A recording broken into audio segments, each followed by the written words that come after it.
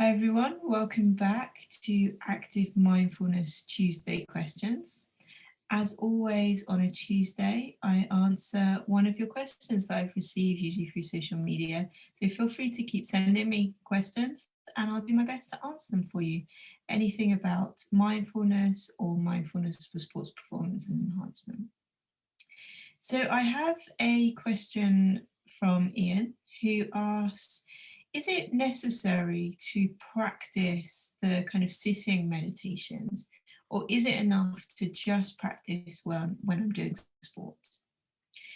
So it's a bit of a complicated answer for that, and it really depends on what you want to get out of your sport and out of your mindfulness. So if you want to simply be in the present more and to be able to enjoy the sport when you're doing it a little bit more, then yeah, you can go ahead and you can practice when you're doing sport. Practice bringing yourself back to those anchors, to your feet on the floor, to the feeling of your breath, to the sounds around you, to the movement of your body, whatever it is that you anchor yourself to.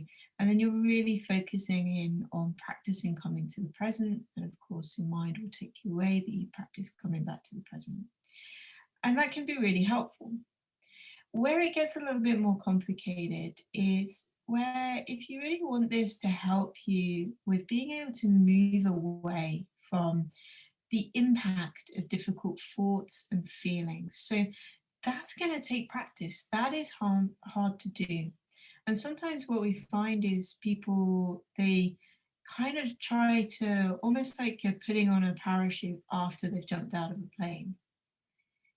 They're trying to use the technique at the time that it's going to be most difficult to use it, when you're under pressure of sport, when you're feeling a lot of emotion or there's a competitor kind of in your face. And that's really difficult to do. So we practice in a quieter way in order to develop the skill that we gradually take into the sport with us. So if you really want to be able to work on moving away from the power of those thoughts and feelings when they're at their most heightened, then you need to practice in quieter times. So if you think of it a little bit like learning to drive, you spend hours on the road on quiet roads before you feel able to go into the centre of London or take on a motorway or take on Spaghetti Junction.